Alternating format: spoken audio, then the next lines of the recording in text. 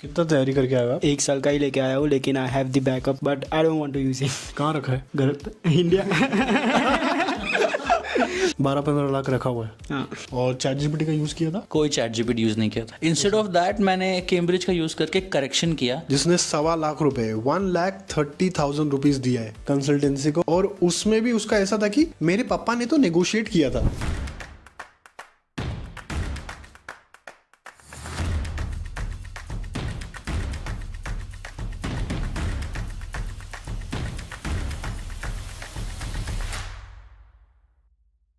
Alright guys, so if you're a student who's planning to apply for German universities in 2025, today we will be talking about admission process, a little bit about what does it take to get admission into German universities. There are students, I'm sitting here in BTU Cottbus, इन लोगों को आए हुए अभी 1 ही महीना हुआ है। Majority लोगों ने कंसल्टेंसीज के थ्रू एप्लीकेशन करा के आए हैं।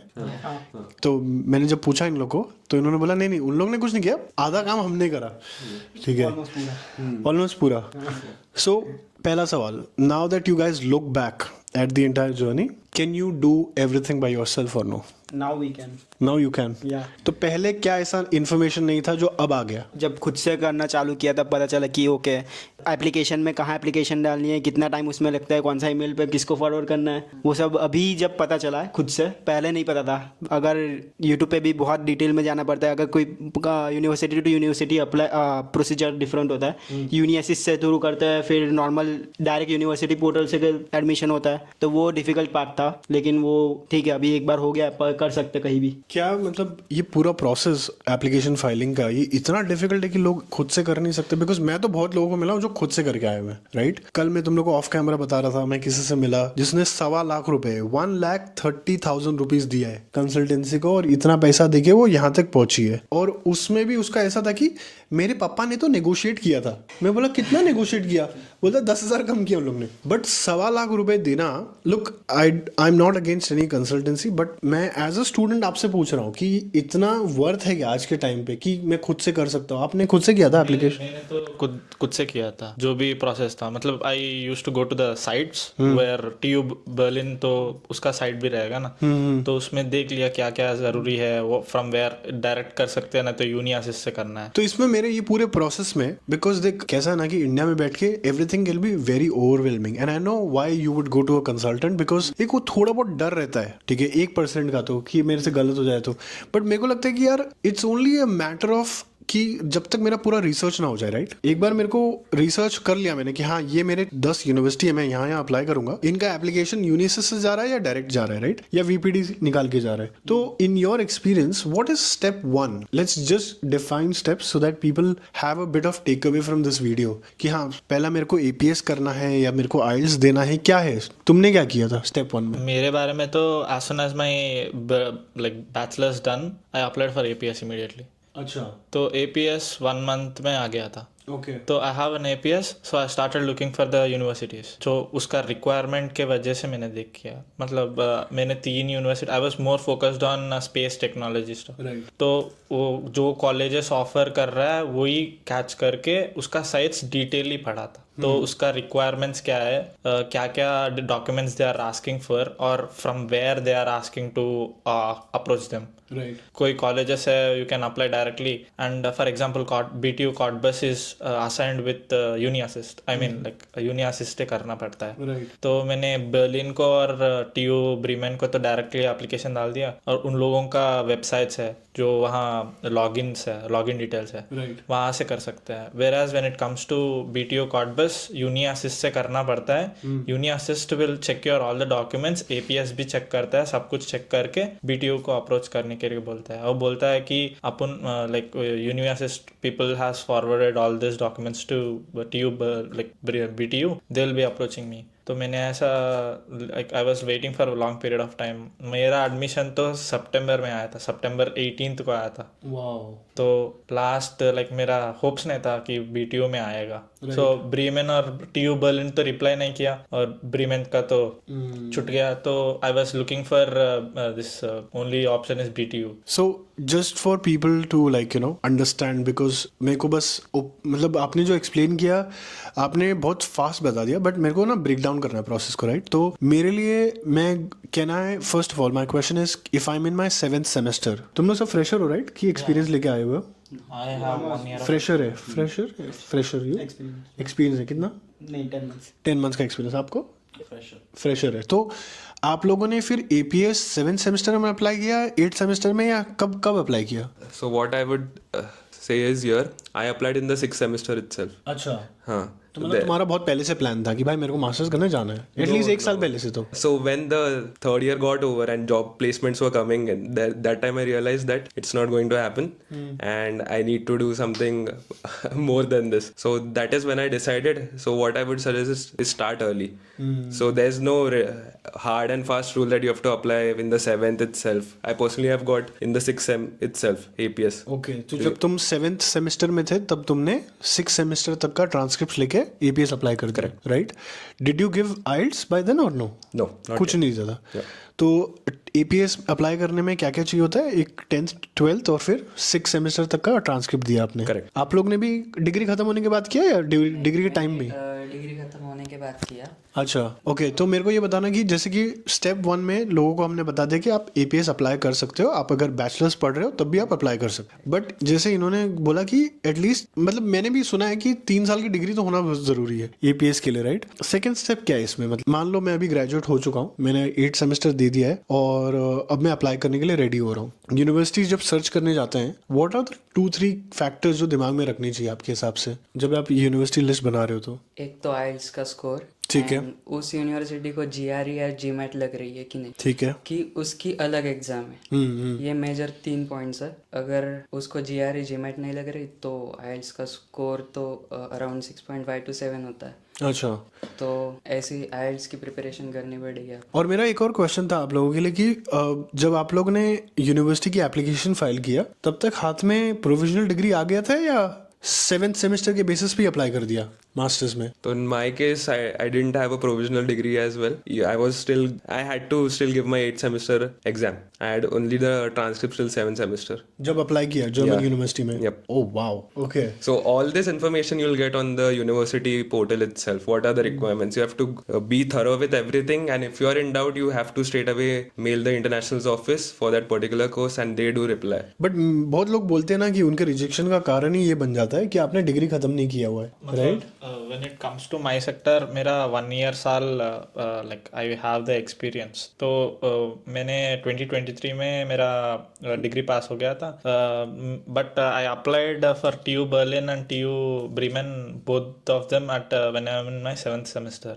हाँ, तो Bremen has suggested me to complete the course completely and then apply. हाँ, ये मैंने बहुत यूनिवर्सिटी में देखा है कि आपको पहले अपना पूरा डिग्री खत्म करना पड़ता है, राइट? ठीक है, तो मैं थोड़ा आगे बढ़ना चाहता हूँ। तो मैंने APS दे दिया है, मैंने अपना IELTS भी दे दिया है, मैंने अपना 8 सेमेस्टर का एग्जाम दिया है और अभी मेरे को रिजल्ट भी आ गया। अब मैं अप्लाई करने जा रहा हूँ बिकॉज इंडिया में by the time you graduate, I think it's already May June, right? मई तो हो ही जाता है, राइट? जून, मई जून। हाँ, ठीक है। जैसे इसने बताया कि यूनिवर्सिटी शॉर्टलिस्टिंग करोगे तो आप ये 2-3 चीजें देखो, right? What are the other factors I should look for जब यूनिवर्सिटी शॉर्टलिस्टिंग कर रहा हूँ? Because it's very crucial document, right? Because it's like a compass, आप उसको फॉलो कर रहे हो फिर अगले 2 महीने तक उसी चीज को एप्लीकेशन करने में। मतलब एग्जाम्पल देता हूँ मैं क्या पूछना चाह रहा हूँ। मेरे हिसाब से यूनिवर्सिटी शॉर्टलिस्टिंग करते वक्त आपको शहर भी देखना बहुत जरूरी है, कौन से शहर में है। मेरे हिसाब से आपको ये भी चेक करना चाहिए कि आपका जो सब्जेक्ट्स आप पढ़ रहे हो अपने बैचलर्स में, क्या वो मास्टर्स में जहाँ अप्लाई कर रहे हो वो मैच हो रहा है नहीं हो रहा है, उसका कोई लेना देना है या नहीं। बिकॉज आप पढ़ रहे हो A, आपने अप्लाई कर दिया B में, ऑफकोर्स रिजेक्शन आएगा ही बिकॉज आपने पढ़ा ही नहीं है वो पहले, ठीक है? तो ये मेरे 2 पॉइंट्स है। आपका और क्या देखते हो आप यूनिवर्सिटी शॉर्टलिस्टिंग करते वक्त? So what I see is mainly, does it match with where I want to work in the near future? Does it align with my interest? Does it align with my previous academic experience, or as well as my professional experience, whatever internship, course certifications, or interest in general, whatever we mention in the LOM. And secondly, it would be how is the overall cost of living in the city.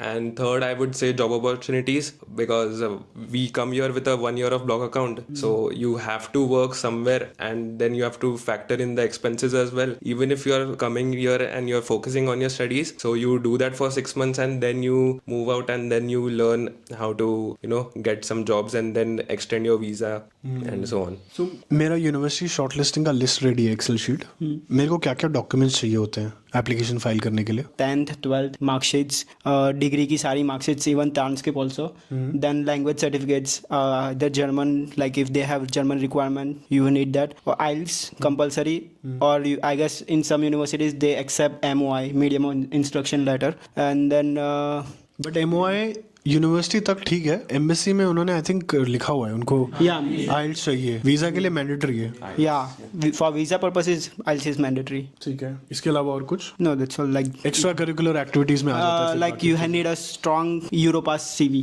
हाँ, right, इसको देना, and the letter of motivation. तो जैसे इसने बोला कि ये सारे डॉक्यूमेंट चाहिए, मैं 10 यूनिवर्सिटी में अप्लाई कर रहा हूँ, तो मुझे 10 SOP चाहिए होंगे, राइट? तो SOP का स्ट्रक्चर आपने कैसा बनाया था?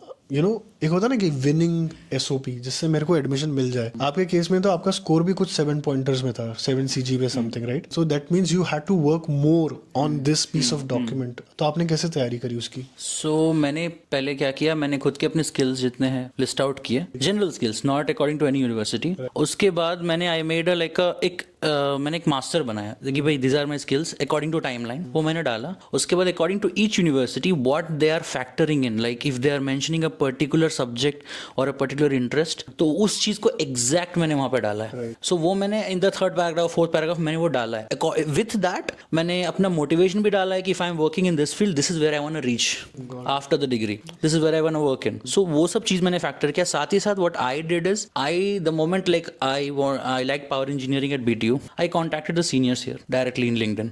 Yeah, like at least I mailed 20-30 of them, tried to talk. At least some of them responded, and they told me that which kind of research is going on currently. That same research I put in my in the detail that I want to work in this area. Same I did with Uni Wuppertal. Same in this, but hybrid electric propulsion there was no senior, nothing. So this was like I just read what the requirements were. But yeah, I tried to talk to some PhD guy who is working in this field. So there's a CESCO research, like CESCO research, I think lab or something. So he's working there as a PhD guy. I just talked to him that this is the course, what are the requirements. He told me it's a new course, you can just lay back and just relax, and whatever your interests are, just try to give that. So I just did that. कितना लंबा था SOP? मेरा SOP 1.5 1.5 page. Okay, और ChatGPT का use किया था? कोई ChatGPT use नहीं किया था, खुद से लिखा सब? या I try to write it by myself. या कोई नो ChatGPT। मतलब एक बार ये होता ना कि अभी आजकल मैं देख रहा हूँ लोग क्या करते हैं, खुद से लिख लेते हैं पहले, फिर ChatGPT को बोलते हैं इसको प्रोफेशनल बना दो भाई। इंस्टेड ऑफ दैट मैंने केम्ब्रिज का यूज करके करेक्शन किया, because ChatGPT I was very scared कि what if they are checking ChatGPT। Plagiarism इसलिए मैं बोल रहा हूँ क्योंकि प्लेजरिज्म आज इजीली डिटेक्ट करा जा सकता है, आपने पैराफ्रेज ही क्यों ना किया हो। ठीक है, टर्निटअप करके एक सॉफ्टवेयर है, अगर आप रिसर्च फील्ड में आपको पता होगा, हर प्रोफेसर यूज करते हैं जर्मनी में, in fact anywhere in the world there is a premium, उनको आता है प्रीमियम सर्विस आती है, और टर्निटअप में रिपोर्ट दे देता है, अगर आपने पैराफ्रेज भी किया हुआ कहीं से किसी और का रेफरेंस भी लेके वो बता देता है। ठीक है, तो इसीलिए मैंने पूछा कि आपने SOP खुद से लिखा है। और LOR कितना दिया था? LOR मैंने 2 दिया था, एक मेरी कॉलेज डीन का दिया था और एक मेरे HOD का दिया था। These LORs I only gave 2, it was recommended 3, but I felt 2 is more than enough. और उसका कंटेंट कहाँ से निकाला LOR का? LOR का कंटेंट एक्चुअली व्हाट्सएप ग्रुप से बहुत सारे LORs मुझे मिले, तो I took it from there, but also I mentioned like there I used ChatGPT just to understand how to write it on, but I wrote everything myself because I thought like even a single word which is repeating 10 times, because the AI content if we read we can just feel it, yeah, this is like not like a human intelligence, it's something different, it's repeating, so मैंने उसका use ही नहीं किया। Okay. Can you explain people बहुत simple भाषा में Uni Assist क्या है? Uni Assist is just a service which universities use in order to take applications in. So Uni Assist will just do a preliminary check कि यार इस बंदे का सब कुछ डिटेल्स सही है या नहीं है। If it is done, the Uni Assist will do the checking and send it to the university. Then university will decide, the board will decide whether to take you in or not. So it's just like a mandatory check for students who are coming, so that university का load थोड़ा कम हो जाए and you can still, in a faster way, universities can process a lot of students. जब आप university search करते हो उसमें एक कॉलम होना चाहिए कि अगर 15 यूनिवर्सिटी आपकी लिस्ट में, तो इंडिविजुअली आपको पता होना चाहिए ये वाले का एप्लीकेशन डायरेक्ट यूनिवर्सिटी पोर्टल से है, इस वाले का यूनिसिस के थ्रू है, इस वाले का वीपीडी प्लस यूनिवर्सिटी पोर्टल है। तो जर्मनी में 3-4 तरीके से आप एप्लीकेशन भेजते हो। Uniassist is the major one, जो बहुत सारे यूनिवर्सिटी, जैसे इन्होंने बताया कि वो यूनिवर्सिटी के साथ काम करती है। यूनिसिस्ट एक ऑर्गेनाइजेशन है, बर्लिन में है, ज़ुटकोइट्स करके जगह है, वहां पर उनका ऑफिस है। And it's a extended organ of government only, कोई प्राइवेट कोई कंसल्टेंट नहीं है ये लोग, ठीक है। तो आप एप्लीकेशन उनके पोर्टल पे आते हो, साइन अप करते हो, साइन इन करोगे, डॉक्यूमेंट्स का एक सेक्शन है, वहां पर आप सारे डॉक्यूमेंट्स आप एक साथ अपलोड कर देते हो। वेरी इंपॉर्टेंट पार्ट, जब आप अपलोड कर रहे हो तो मेक श्योर कि आपका जो फाइल का नाम है वो बहुत केयरफुली लिखा हो, बिकॉज एक साथ आप हो सकता है अगर आप 10 यूनिवर्सिटी में अप्लाई कर रहे हो यूनिसिस के थ्रू, तो 10 आपको उनका फाइलिंग सही नाम डालना है। कहीं पता चले कि आपने SOP 1 लिखा है, SOP 2 लिखा है, तो बाहर से तो पता नहीं चल रहा ना कौन सा यूनिवर्सिटी का कौन सा SOP है। और ये पूरा काम करने के लिए यूनिसिस्ट फर्स्ट एप्लीकेशन का आपसे 75 यूरोज लेती है। उसके बाद आप जितनी भी एप्लीकेशन फाइल करोगे उसके बाद 30 यूरोज आपसे लेंगे। कुछ बच्चे मैंने देखा है पैसा बचाने के चक्कर में वो डायरेक्ट यूनिवर्सिटी पे भी फाइल करते हैं, बट ये आपके पास चॉइस नहीं है एज अ स्टूडेंट की यार छोड़ना, इनको स्किप कर देते हैं, डायरेक्ट अप्लाई करते हैं, वो ऑप्शन ही नहीं होगा। उसकी अलग यूनिवर्सिटीज है। कल गया था मैं स्मालकार्डन का university application was via directly उनके खुद के वेबसाइट पे, ठीक है। तो सारी यूनिवर्सिटीज जर्मनी में पार्टिसिपेट नहीं करते हैं, जस्ट सो यू नो, ठीक है। जो यूनिवर्सिटीज जो वो कहते हैं कि आप हमें एप्लीकेशन भेजो डायरेक्ट, मोस्ट लाइकली कभी कभी मैं देखता हूँ कि कोई भी एप्लीकेशन फीस नहीं लगती है, ठीक है। But again that may change over the course of time. मैं ये नहीं कह रहा हूँ कि लगेगी ही नहीं कभी, बट अभी फिलहाल तो ऐसी स्ट्रक्चर है कई यूनिवर्सिटी का जो डायरेक्ट यूनिवर्सिटी के एप्लीकेशन ले रहे हैं, ठीक है। तो हमने बात करा आपको APS अप्लाई करना है, सबसे पहले IELTS देना है, यूनिवर्सिटी की शॉर्ट लिस्टिंग करनी है, डॉक्यूमेंट्स जैसे इन्होंने बताया वो चाहिए आपको, और यूनिसिस के थ्रू अप्लाई कर दोगे, ठीक है। एडमिशन आने में करीबन आई थिंक अराउंड 4 से 6 हफ्ता लग जाता है, 4 to 6 वीक्स टाइम। तो ये पूरा प्रोसेस आप करीबन 4 महीने तो ले ही लेता है, 4 से 5 महीने। All the way from research शुरू करा आपने till you have the visa in hand, at least 3-4 महीना अच्छा खासा लग ही जाता है, राइट। ब्लॉक्ड अकाउंट के बारे में बात करना था थोड़ा, कि किसके पास एक्सपैट्रियो का ब्लॉक्ड अकाउंट है, किसकी, कैसा था एक्सपीरियंस तुम्हारा? It has been great, seamless experience. Yeah. And so when we were coming, they increased the blog account. So Not expatriate, government, no? yeah, government, not expatriate. We are just following the rules, regulations. And after reaching here, so you just go to your nearest DHL post office, and every small city, be it a big, small, big, medium, whichever city it is, they have tons of DHL post offices where you can do your verification. So this was one thing that I was really concerned back in India, that you have to go and do a post verification. Just takes 2 minutes, they'll see your passport, they do speak English, so it is sorted. And then the same day you get an approval email, and the next second your funds are in your Expatrio's own new bank account which they have launched, and after that you can spend it directly from there, or just open a new local bank account and then use it from there itself. Okay, आप लोगों ने उनका account use कर रहे हैं या local account? For the first month I used their account. Yeah. Okay, because Expatrio ने ये बहुत डिफरेंस है दूसरे ब्लॉक्ड अकाउंट प्रोवाइडर से, कि आपको जनरली यहाँ के लोकल अकाउंट खोलना पड़ता है, और उसमें हो सकता है आपको डिपेंड करता है कौन से शहर में हो, क्योंकि कभी कभी तो 2-2 महीने भी लग जा रहे हैं। बैंक आपको मतलब आपको जाके उनसे बात करना है ना कि सर मैडम मेरे को मेरा अकाउंट खोलना है, वो अपॉइंटमेंट देने के लिए भी वो लोग 10-10, 15-15 दिन लगा दे रहे हैं। फिर आप उस दिन जाओगे, उस दिन बोलोगे अपने मैं एक स्टूडेंट हूँ, यहाँ पढ़ रहा हूँ, ये मेरे डॉक्यूमेंट्स है, तो वो आपका प्रोसेस इनिशिएट करेंगे, और ये सब करने में करीबन 1-1.5 महीना लग जा रहा था पहले, तो और बहुत ज्यादा टाइम लगता था। तो ये चीज आई थिंक एक्सपैट्रियो ने सॉर्ट कर दी कि you can have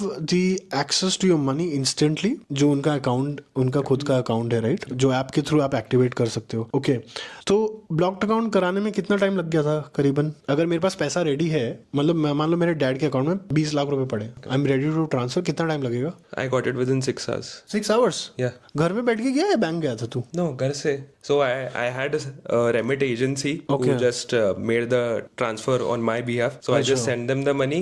In 2 hours they got the money, and in 6 hours I got a mail from Expatrio that your account is active. And same for you, is it like that? Like with respect to my case, it was a little different. But मेरा कैसा था कि मेरे को कल ही visa का process था, और मैं एक्सपैट्रियो का उसका पहले दिन ही किया था। Oh my God. एंड मैंने मेरा बैंक से थोड़ा मुश्किल था, मतलब मैं 2 दिन के पहले बैंक को बताया था कि कि ऐसा एक्सपैट्रियो को ट्रांसफर करो, but they did not initiate.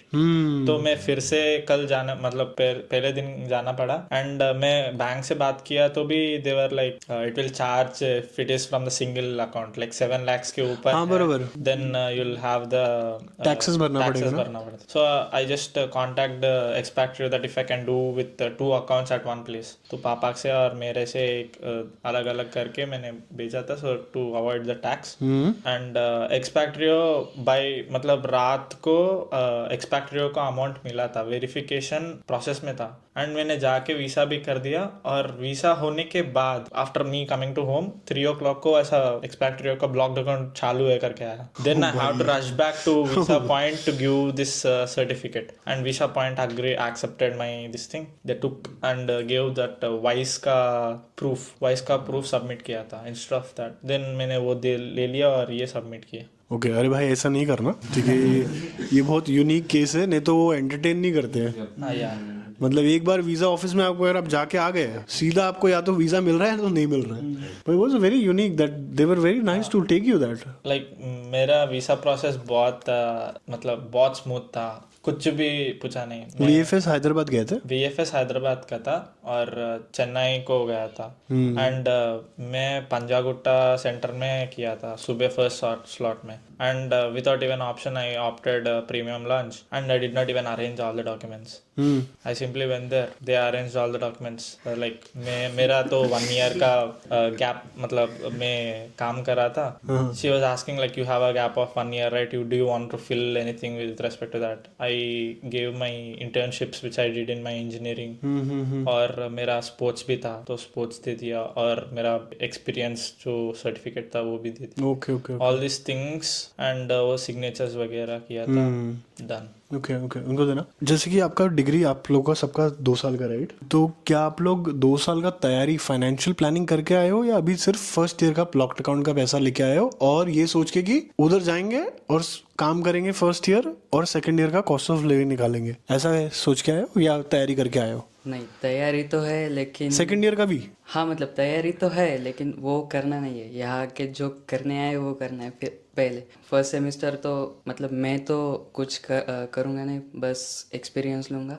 बाद में वर्किंग स्टूडेंट वगैरह देखना है। नहीं, जो सेकंड ईयर का जो पैसा है, खर्चा लगने वाला है, उसका आपने अरेंजमेंट करके आए हो? नहीं, थोड़ा बहुत है। थोड़ा बहुत है। बट जो ब्लॉक्ड अकाउंट में डाला है 10-12 लाख वही है। बाकी उसके अलावा और कुछ नहीं करके आए हो? कुछ नहीं। यहाँ के जो पार्ट टाइम करके बाकी का पैसा अरेंज करना है। अभी पार्ट टाइम जॉब मिलने का क्या सीन है? मिल रहा है नहीं मिल रहा है? ढूंढ रहा हूँ, बहुत सारे एप्लीकेशन किए लेकिन कुछ नहीं आ रहा अभी तक। कुछ सीनियर हेल्प नहीं कर रहे क्या तुम्हारे ऐसे सीनियर?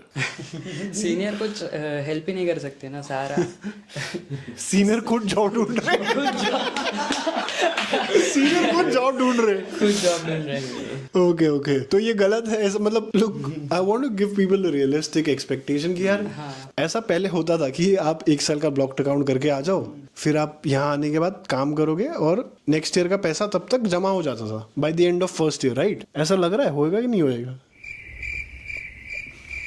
नहीं, थोड़ा तो बचेगा। यहाँ के कॉडबस में थोड़ा लिविंग एक्सपेंस कम है तो अराउंड 3 to 4,000 बचेगा।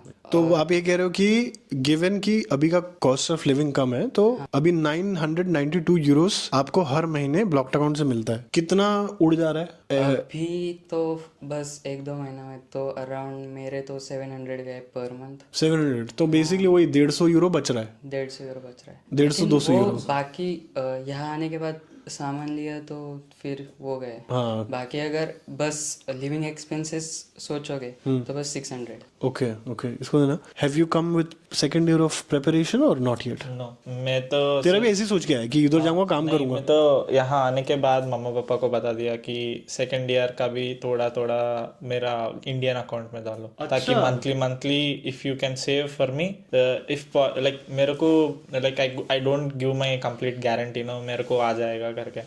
There would be possibilities that I have the papers and patents, so those would be helping for my job requirements.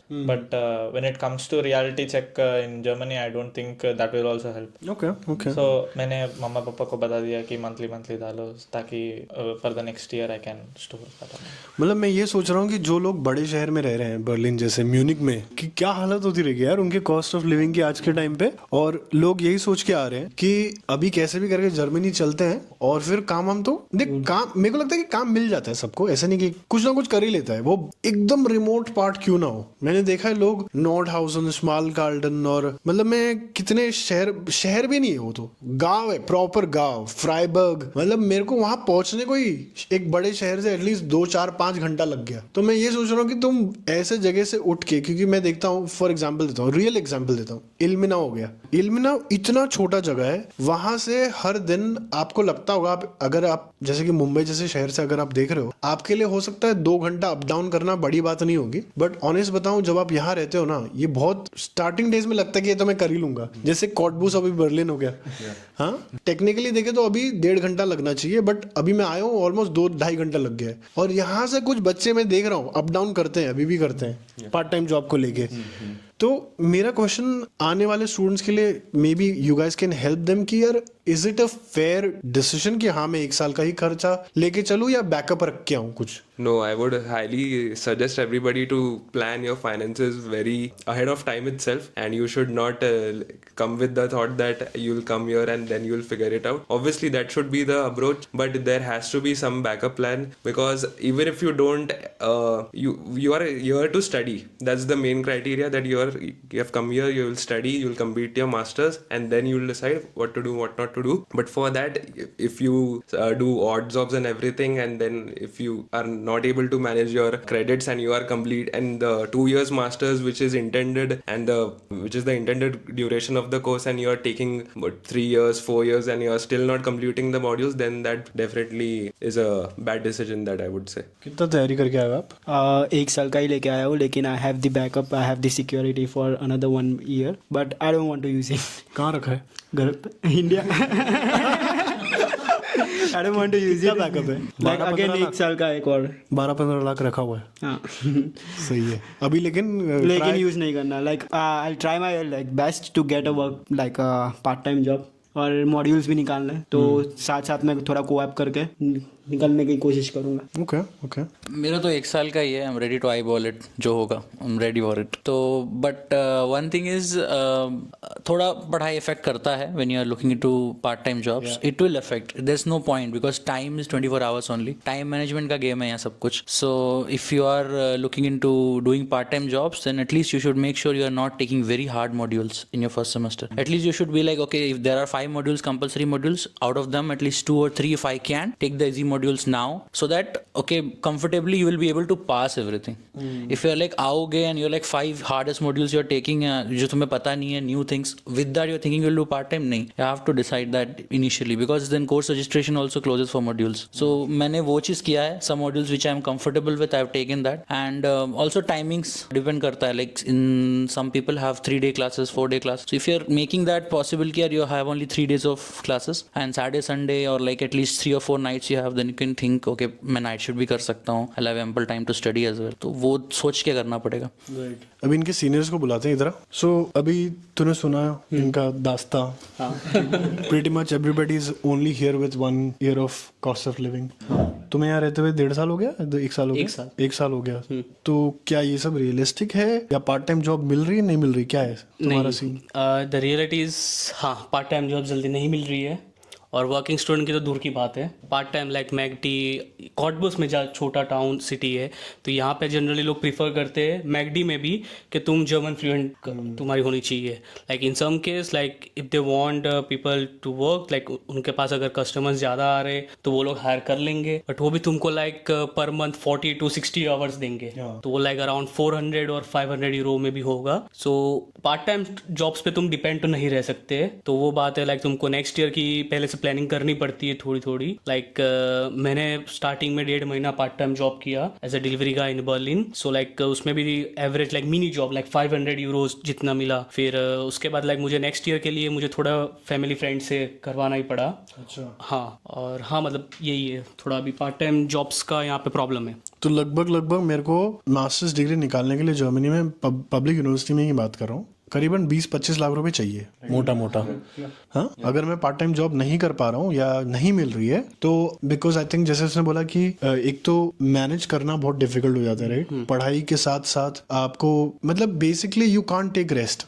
जब से आए हो तब से आपको बस दौड़ना है, अब वो वाला हिसाब है। हाँ? एक भी महीना आप घर पे नहीं बैठ सकते, नहीं तो फिर वो वाले महीने का पैसा नहीं आ रहा, ठीक है। और कुछ भी करके आप बैकअप तैयारी करके आओ। हाँ, बैकअप तैयारी करके आओ। अगर आपको लग रहा है पार्ट टाइम जॉब्स नहीं मिल रहे तो आप ट्राई करो, जितने हो सके उतने मॉड्यूल क्लियर करो। लाइक मैंने लास्ट सेम मैंने जॉब नहीं की कहीं पर भी, ना मेरा कोई भी इनकम सोर्स नहीं था, तो लाइक मैंने ट्राई करा जितने मॉड्यूल निकल सकते हैं तो मैंने निकाल दिया। तो लाइक तुम रेस्ट तो नहीं कर सकते, तुमको कुछ ना कुछ उसके बिहाफ पे कुछ करना ही पड़ेगा। You have to use your time. What is your last thought to everybody who's watching us? I would say like if you are new to Germany or if you are planning the same, learn German, and if you can't find a job in your city, try a different city like जो भी आसपास की city है जहाँ पे English speaking है तो वहाँ पे तुम ट्राई करो। और अगर इन केस तुमको जॉब्स नहीं मिल रही है तो विदाउट वेस्टिंग टाइम लाइक कुछ लोग आते हैं यहाँ पे जब पार्टीज कर रहे हैं और यूरोप घूमना है लोगों को, but which is like I believe like तुम घूम तो कभी भी सकते हो if you get a working student और part time job. So if you guys don't have any job, so आप एक काम कर सकते हो लाइक आप जितने मॉड्यूल क्लियर कर सकते हो क्लियर करो। क्योंकि यहाँ पे मैंने बहुत लोग को देखा है लाइक 3 साल 4 साल तक अपनी डिग्री खत्म नहीं करते लाइक क्योंकि उनको जॉब्स नहीं मिल रही है। तो लाइक तुम एक चीज़ कर सकते हो लाइक तुम जितने हो सके उतने मॉड्यूल क्लियर कर लो स्टार्टिंग के like with in 1 year 2 years. So like आपके वर्किंग स्टूडेंट या जो फुल टाइम जॉब है आपके पॉसिबिलिटीज बढ़ जाती है उसके लिए। राइट। एंड आई थिंक गोल ये रखना कि पार्ट टाइम जॉब से इनकम आएगी बट उस चीज का आप एक्सपीरियंस सीवी पे ऐड नहीं कर पाओगे। फोकस करना कि आप इंटर्नशिप या वर्किंग स्टूडेंट निकालना, और जिस भी शहर में आ रहे हो, जिस भी टाउन में आ रहे हो, जिस भी गांव में आ रहे हो जर्मनी में पढ़ने, अपने आप को उस दायरे में बस पैक मत कर लेना, ठीक है। आपको अगर इंटर्नशिप, आप नॉर्थ में रह रहे हो, भले आपको इंटर्नशिप स्टुटगार्ट में मिल रही है, just go for it. Because आने वाले 1 2 3 साल ऐसे होने वाले हैं जिसमें टैलेंट की जो कॉम्पिटिशन है ना वो पावर पैक्ड होगी। जो 2024 में और जो 2025 में ये दो साल के जो ग्रेजुएट्स हैं, जब ये सारे लोग मार्केट में जाएंगे ना नौकरी ढूंढने, तो इमेजिन करो अगर आप 2025 में आ ही रहे हो, you are already competing with these guys, right. जो भी अगले साल तक ग्रेजुएट अगर हो जाएगा तो how will you compete, right. तो मेरे को लगता है कि अपना बेसिक्स बहुत पकड़ उस पर बना के आना, और जल्दबाजी मत करना कि मेरे को बस अब्रॉड जाना है तो बस भेजो मेरे को, ठीक है। चाहिए तो 1 2 साल का एक्सपीरियंस ले लो, ठीक है। तब तक आपका पर्सनैलिटी पॉलिश हो जाएगा, स्किल वाइज आप बहुत अच्छे हो जाओगे। बस इतना ही कहना है। वीडियो अगर आपको पसंद आया लाइक करना, and I will see you guys next time. Bye bye.